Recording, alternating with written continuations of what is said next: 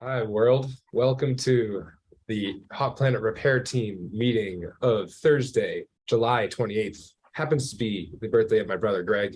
Happy birthday, brother Greg. Happy And birthday. to all other people, brothers and sisters on our planet that have birthdays. We're here to meet again to celebrate why we need to repair our planet and make it a fantastic global and localized communities to scale up the tools, resources, communities we need. I'm going to hand over the mic to my friends that are going to put a presentation on the screen and show us what we've been able to do and in the future that we're going into. Okay.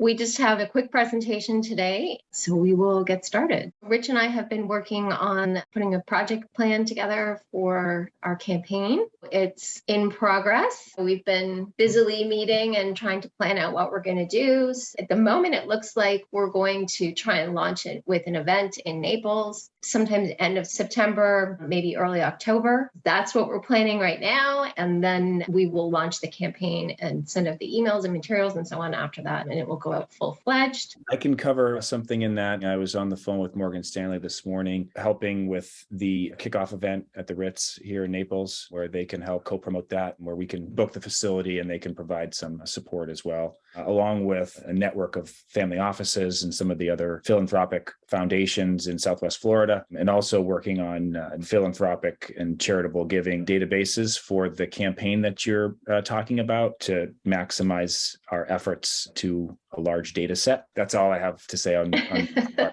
add in. Go ahead. That's sort of what we're planning right now. So we will obviously let everyone know once the date is set. And those of you who can join us, please do. For those that don't know, what is the demonstration facility? The best overview would be from our grant application. So if anyone hasn't taken a look at the grant application, then that will give you a very solid understanding, but I'll let Tyler give you the... Yeah.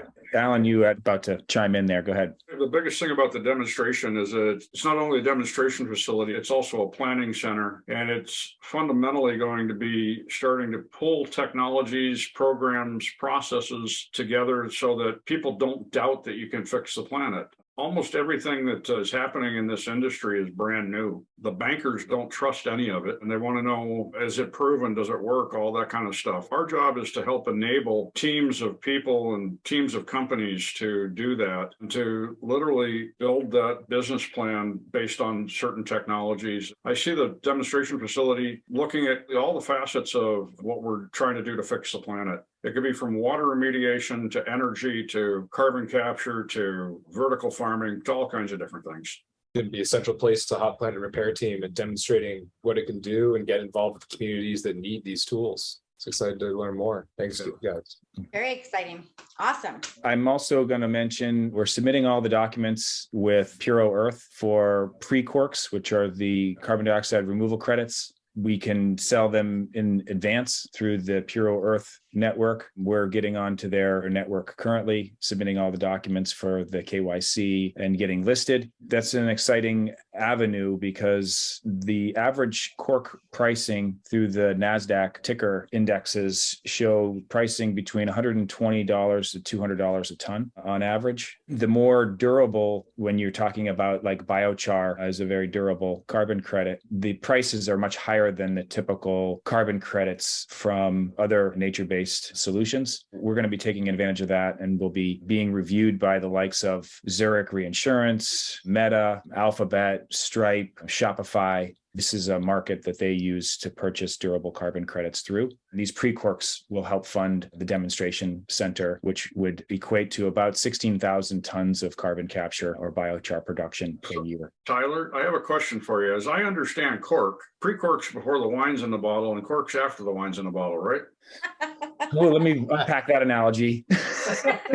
So what is a cork? Nobody's really ever explained to people use these terms. Cork is a what does the term cork stand for? Carbon dioxide removal credits. Thank you. Thank you. And then the we should have pre-CORCs. a lexicon or like a glossary of acronyms. So this is the leading acronym for the carbon market right now that I see across other marketplaces that are discretionary marketplaces for carbon credits, whether they be Vera, Gold Standard, or there's a couple of others. But corks, especially given the institutional adoption of the cork marketplace, we're seeing that as kind of the go-to location for registering funding your carbon dioxide removal project. And the pre-CORCs are great ways to pre-fund carbon dioxide removal. That's the path that we're taking, both on a pilot and demonstration facility level, as well as on a commercial level with some of the other technologies that we're implementing. That was an awesome body slam on my definition. We equate it down to wine. It makes it all the more appetizing. So, Yeah, okay.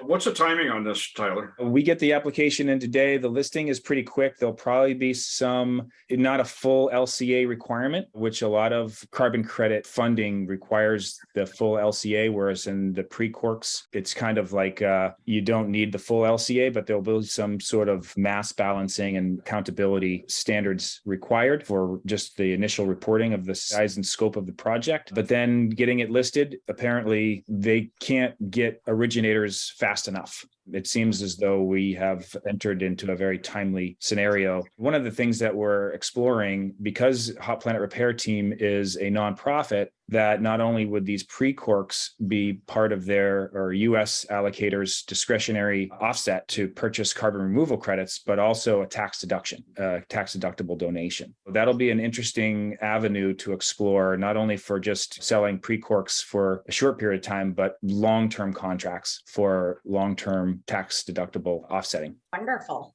All right, on to community teams. That's me, the one who's really trying to figure out how do we get the feet on the street organized to grow the communities, which will scale up Planet Repair. We already got the website page for Hot Planet Repair Team Amsterdam. What I'm starting off with doing is connecting with other leaders here in Amsterdam that are trying to build up communities that are focused on the solutions and systems change that the city needs. One of them, for example, is this group of really innovative chefs and cooks that have started to focus on how you're going to change the food system, not only from the products and services and the procurement of food towards the restaurants here in the city, but also where's the food coming from? I've been farming with the regenerative agriculture farm that's 25-minute bike ride away outside the city, getting to work with these brilliant people who are trying to focus on all the circularity that is needed within the city, getting the vegetables to be bought up at scale with the restaurants that a lot of them say that they're sustainable, say that they're vegan, but in most cases, they're actually kind of greenwashing in their own subtle way. This is something that we need to point out with. So I'm working with Andre Yara, who's from Colombia,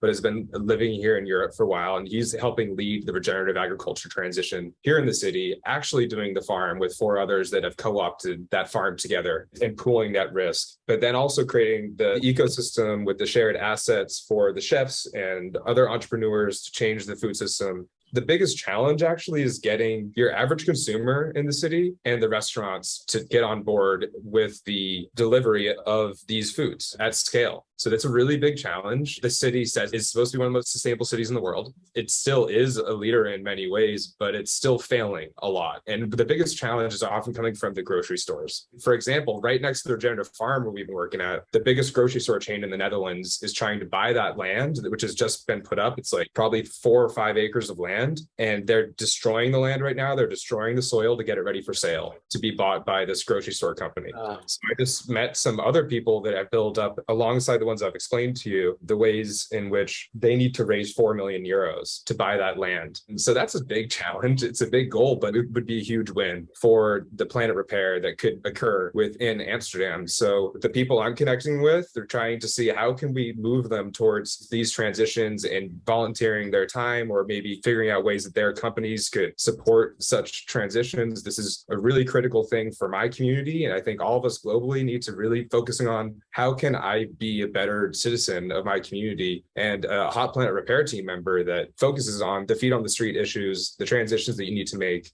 If we want to make a global movement that is really going to succeed, no matter how many great climate tech solutions we have, policies, it all comes down to the community and the ability for them to implement that responsibly and create those different structures which will help them be resilient in perpetuity, like different funding mechanisms, where we're trying to focus on this with some of our partners here at Hot Planet Repair Team. So hoping that in coming months, we could have some more updates on other ways in which we could support communities. I'm trying to work with others right now in the city to figure out how do we do this here, build up the right frameworks, and then export them. Cool. Good job. Excellent. Thank you. So we had a meeting this morning on fundraising. I think we're nearing prime time once the collateral materials are set to go. As Tyler alluded, we are looking for databases of donors, ideally with names and contact information. Ms. Allen informed Tyler, the IRS has got a database of donors, I think by groups, if not individual names, probably not with contact details, but that's a good start. And Tyler also pointed out there are upwards of 500 meaningful donors in the locality of Naples, Florida alone. So a lot of data mining set before us to commence the outreach. So I have a question. Would it help if I put a couple of VAs trying to find the contact information for all those? Yeah, it would be abundantly helpful, as I suggested, at least in my process. I love to create personalized emails that I can send out en masse, whether it's GMass or Easy Mail Merge or HubSpot or whatever. Yeah, that would be terrific because just getting the contact information can be so grueling and mind-numbing. And I know this from my own experience in my so-called day job. So that would be great. I looked at a couple of those organizations, went to their sites. A lot of them are what I would call very old school, and they're saying, mail us a grant application. We look at everything that comes in the door. They have sort of like 10 things they want in the grant application. A couple of them are just, what's your IRS number and your IRS letter? We have all that stuff. I think we need to package up a generic grant application for all the different projects we're doing. Almost have a check the box type of situation where, hey, you're willing to grant money towards this effort or this effort or this effort. Yeah. The other thing we mentioned is that I guess this will be embedded is a radio button for donate in emails, in presentations on the website. We should be so lucky, right? That people are so inspired to click on that. But I see it all the time for any number of things that are sent my way. And we do have the USDA grant application in. I reached out, did a follow-up email earlier this week. Haven't heard anything yet, but they do have $1 billion to deploy. In my discussions with other people, including people on this call that have submitted in, everyone's in a USDA grant application limbo, waiting for them to review all of the applicants, which seems were quite a few because there were 2 donor periods, one group applying for more than 5 million and another group applying for below 5 million. I believe that there's a large number of applicants from a huge range. I think, Jeremy, you were in that application cohort. Have you heard any feedback yet in your efforts? We have heard that we're not eliminated yet. that was our feedback. They're like, yeah, you're still in. I was like, what does that mean? Yeah. I was under the impression we're supposed to find out within the next 4 weeks or so officially. I think it's like early to mid-August they announced, or was it September? I don't know. I love that optimism. Yeah, because we're supposed to get the short list for it. And it was like, you've made the short list, so you're in the top 20% of applicants, but they never sent it. They're like, yeah, no, you're not eliminated. But yeah, that was it. How did you get hold of them? Alicia Falls actually reached out to a representative at the USDA who I connected her with. He was just like, well, I don't see you're eliminated, so I guess you're still in. I was like, it's not really the question I was asking. So I guess it's right. You want a yes, not a contingent no. Well, because they still have to work through all the budgets and all of that as well, where it's like we way overshot the budget that we needed to actually run what we applied for. But we don't even know if we're approved, how much of that funding we'll actually get and what they'll approve it for. So like, that's the next piece that I'm like, even if I wanted to start, I would have no idea how to even get that going. So we're doing a different grant now through the EPA.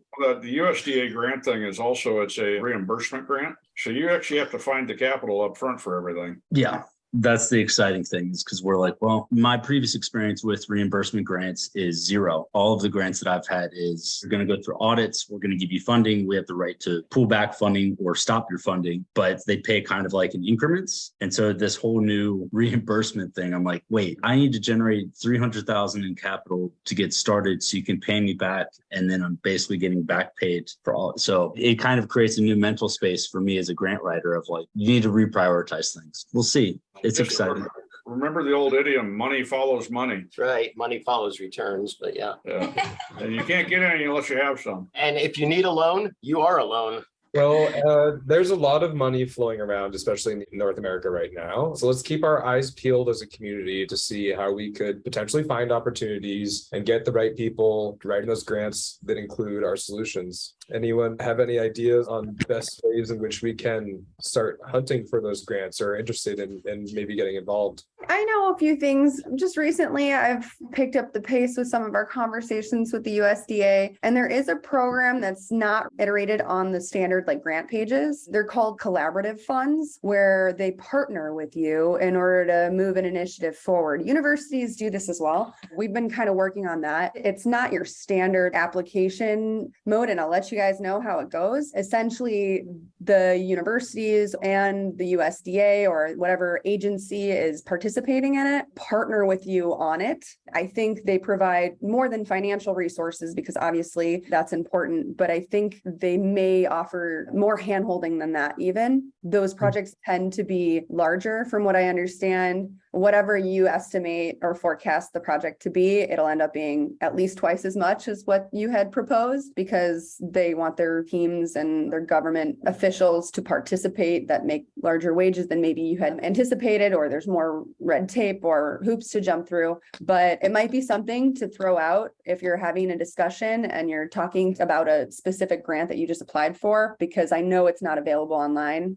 There's no information about it and I had to dig it up. I don't know if that's an option, but I would throw it out. It's called a collaborative fund. Cool. Thank you very much, Kelly. That's very helpful. We've been meeting with some people who really want to change the inequality amongst universities in the USA who receive funds based upon their ability to have metrics for their programs, projects, and be able to receive those levels of capital and that the right flows at the right time. Organizations like HPRT or any others that are trying to cause some systems change in the way that capital is used and donated with climate tech alongside universities that need it more than others. Instead of going with a Stanford, it would definitely make sense for HPRT to work with a university that needs that level of support to bring its students and faculty up to what they need and how they can deliver to their local communities.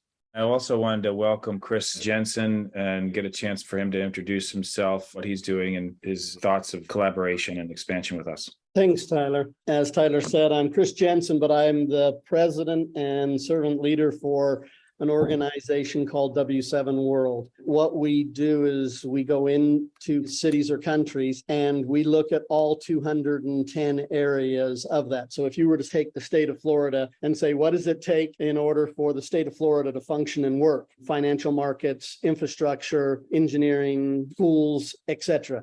Everything, all the different areas, you wipe a place clean and you start fresh. What are all the things you put in place? That's what we do. We go into a country, we look at all of those 210 areas, decide what that country needs, and then we put the things in place where we manage the development of the country for the country itself. Thus, we are looking at, obviously, Hot Planet Repair Team, as Tyler, Allen, and I have talked previously over the last couple of years. We want to have W7 and HPRT working together in order to have the process in place to be able to do those things from day one. And could you give some background on yourself, Chris, for everybody? Sure. I've got 30 years military, a mix of reserve, active duty, and National Guard. A lot of that time has also been running my own companies and organizations. I've worked for most of the three-letter organizations. I've owned a half dozen companies, a couple of them valued over $1 billion. I have two companies going right now. One is called Creating Balance, and the other, of course, is W7 World. Thank you very much. Awesome. Welcome, welcome. You're Welcome, welcome. Chris. Thank you for your service. I know Nancy, obviously. Nancy's been a rep for W7 for years now. I want to add a couple of comments. We are creating a visitor center in our country down in Central America that will have listed a mini demo. When I heard about the demo facility, we listed that we would, in the visitor center, have a mini demo site that will tie into your demo facility as well. It just makes sense. Obviously, we'll have more discussions on that. The other thing is we're avoiding everything that deals with that greenwashing. I love the term, but every single one of our projects and everything we're doing has to have the certification associated with it, and it has to be green, real green, not greenwashing. So, Chris, you love the sin, but you hate the sinners. Yeah, exactly. Good. That's the way it should be. One of the other things is Amsterdam is listed as one of our sister cities. I don't remember what the area is, one of the 210 areas we're sister citying with them with. So I'm going to have to go back and check that out. So good luck. We're hoping you have lots of success there. Thanks, Chris. You're welcome. We're creating a pick list for, just like you've been talking about, for investors and donors. Ours is months off, so I'm not volunteering to put that list together because I have no idea what ours is going to look like, but I'm going to steal everything you guys create in order to make our list look a little bit better. So thank you. All right. Thanks, Chris. We're a pro-plagiarization society. Well, hey, I gotta say that this team is about not activists, but someone said it last week, actionists. Well, we have Chris Jensen's a big player here, and we're ready to hit the ground running. You want to be loud, Alan, with some teams here? I think Mr. Jensen's team is going to be a good one, definitely. Well, if you haven't read the news lately, the activists are getting arrested now. Oh. You always get arrested. Isn't that a badge of honor? Depends on where you live. True.